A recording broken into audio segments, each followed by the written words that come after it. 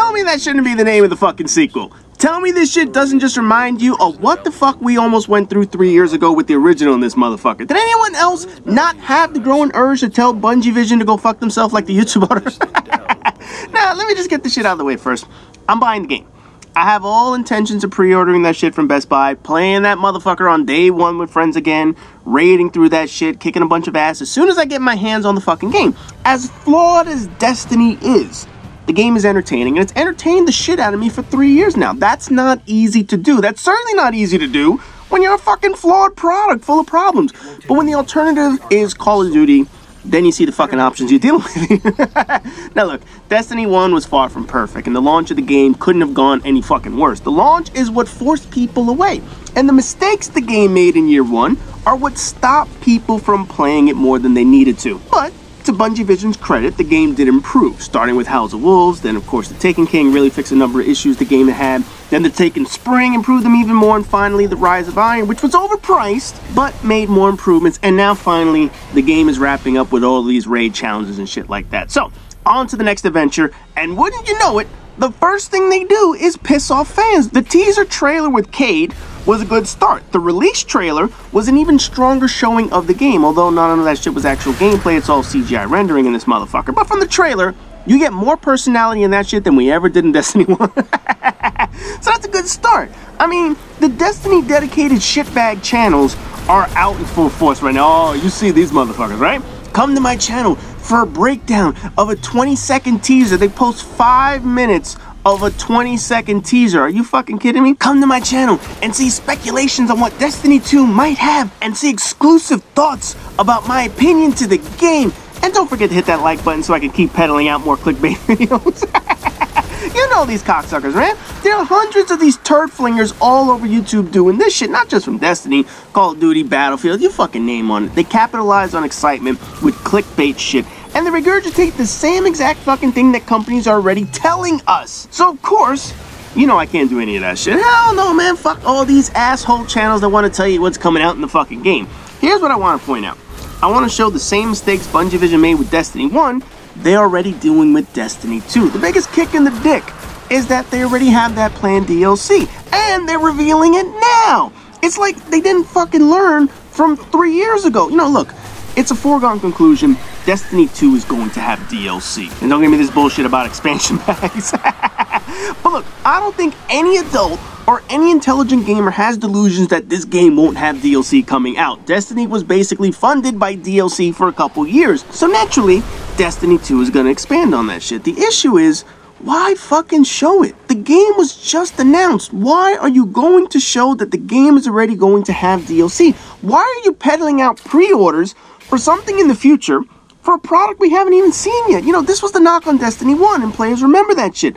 Destiny was supposed to be this grand space adventure game, and the 2 packs that were going to follow it were going to be supplemental, and we're going to add to the game. Yet the game launched, no fucking story, limited areas that were blocked off as future content, and then they're pushing off that DLC right off of the bat. As soon as you bought that motherfucker, they're saying that all these blocked areas are going to be unblocked once you pay us more money.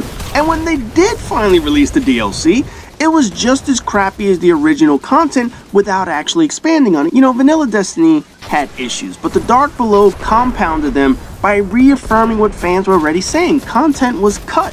Content was held back. Areas were cordoned off to save that for future money grabbing. The new DLC, called expansion packs, didn't expand shit. They unlocked shit. They unlocked parts of the game that Bungie didn't get a chance to complete, and everything that gamers complain about when it came to price gouging was done by Destiny within the very first 3 months of the fucking game. The flack they took over that was very deserved at release, and with the bullshit that they pulled 3 months later with the Dark Below DLC, pissed off so many people that they never even came back, and you know, rightfully so at this point. Yes, the game started to improve after that rough 3-month start, and the game is a much better product now, but it took fans money to get to this point. They took our money when the game was still shitty. They took our money to improve their shitty game. And anyone that followed the lawsuits surrounding Destiny and Bungie Vision got a glimpse of what went wrong with the game. You know, all three lawsuits have said pretty much the same thing in court documents. Bungie originally envisioned this as a completely different game. It's a completely different story. At some point, they felt that that content was bordering too much on how the Halo story progressed, so they changed the whole project at the last minute. They scrapped the original idea and turned that into something completely different, and had to do it in a much shorter time frame than expected.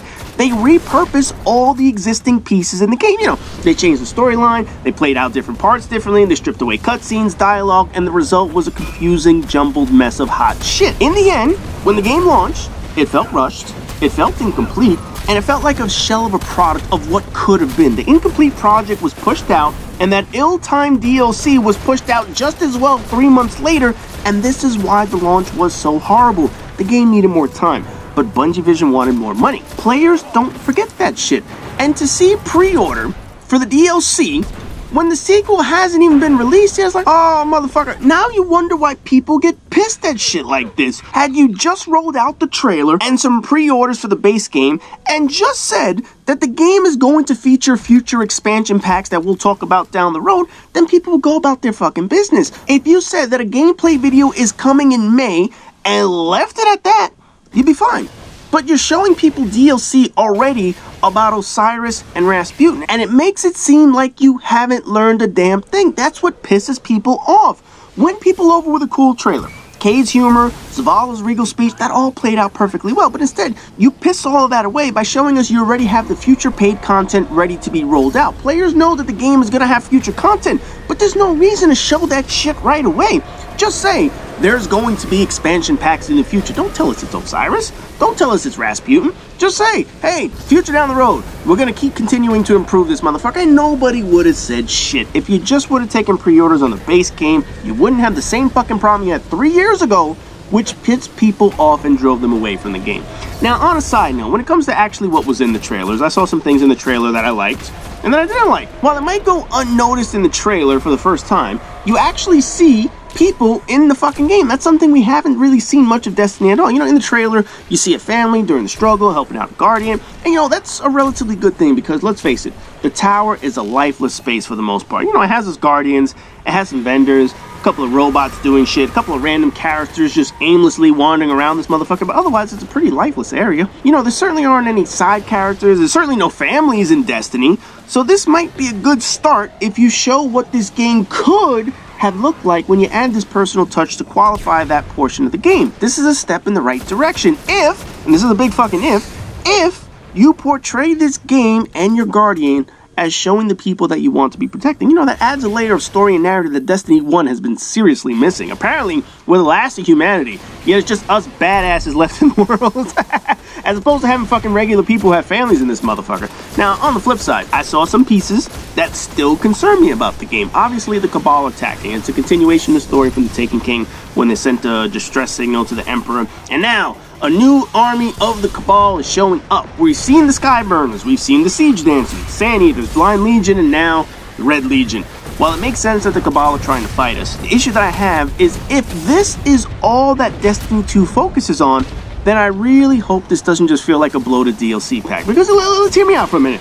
Destiny's story, and I'll try and say that shit with a straight fucking face without laughing hysterically.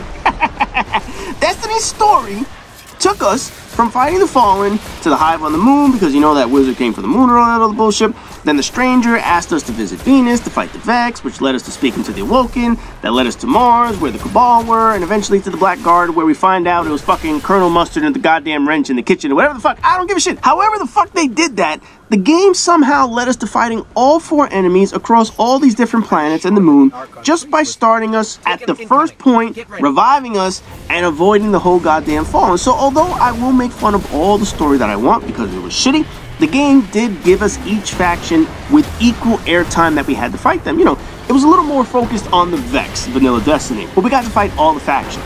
And although the story's still paper thin, there was a reason to see each faction. Fallen overran the Earth, Hive are invading Earth from the moon, so we need to go check that shit out. The Stranger sees we know what the fuck we're doing, and she wants to show us the Vex so we can help out. And there's a weapon on Mars where the Cabal stronghold is, so logically and progressively all the enemies have a purpose in the game. Every DLC though after that was enemy specific, mainly the Hive and the Fallen. The Dark Below, all based on the Hive. House of Wolves, all Fallen, with a bit of some other races mixed in when you came to the Prison of Elders. Taken King was Oryx and reskinning all existing enemies into Taken and minor parts of the Cabal and whatnot, plus the Taken Spring update. Then Rise of Iron goes back to fucking Fallen, turns them into pirates or whatever the fuck. So aside from getting a Vex DLC all on their own, the Cabal feel like they're finally getting a full-scale DLC. Each pack focused on a faction of enemies and a whole bunch of challenges associated with those enemies. The trailer this time focuses on the Cabal, and don't get me wrong, there's probably more coming, and I can't imagine they're only going to show a sequel and focus on one fucking enemy, because how fucking stupid is that? But appearance-wise, doesn't this look like a large-scale DLC?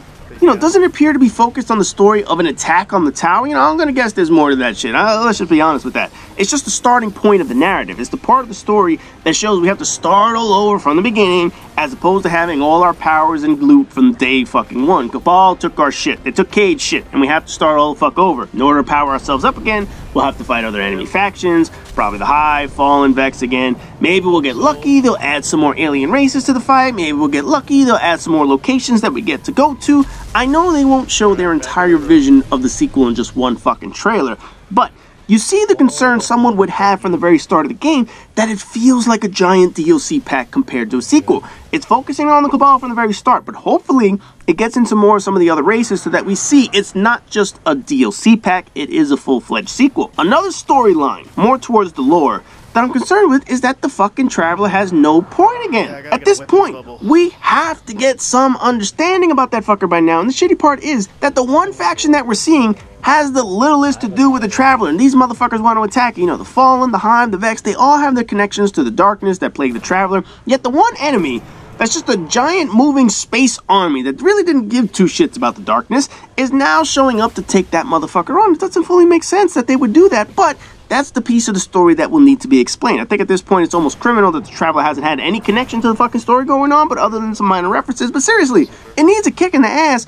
to make it fucking useful. We want to know what the fuck the Traveler is at this point. I've been saying this since the very beginning, and hopefully the story writers pull their heads out of their ass finally and give us some fucking story behind the damn thing. The world of Destiny revolves around the arrival of the Traveler, yet we've gotten absolutely nothing about the fucking character, nothing about the purpose of it. We get bits and pieces per DLC, but at no point has the Traveler ever been the forefront of the DLC or the main story. Crota didn't give two fucks about it, Skolas really didn't give a shit about it, Oryx wanted revenge for his stupid ass son getting killed, and the Pirate Fallen found a separate virus, which coincidentally had more fucking story than the actual Traveler. Can you believe that? A virus at the end of the fucking goddamn life cycle of Destiny had more storyline than the Traveler, which has been there since the very fucking beginning. So in this game, I expect that shit to be updated. I expect that shit to get better. I expect to see a narrative that actually talks about the fucking Traveler. But in any event, as the weeks and months go by, obviously there's going to be some gameplay. I'm most likely getting it on the beta. Obviously when I get on the beta, I'll probably have some footage for you guys. Anyways, as always, rate, comment, subscribe, and all that good shit. And I'll see you guys in the next video.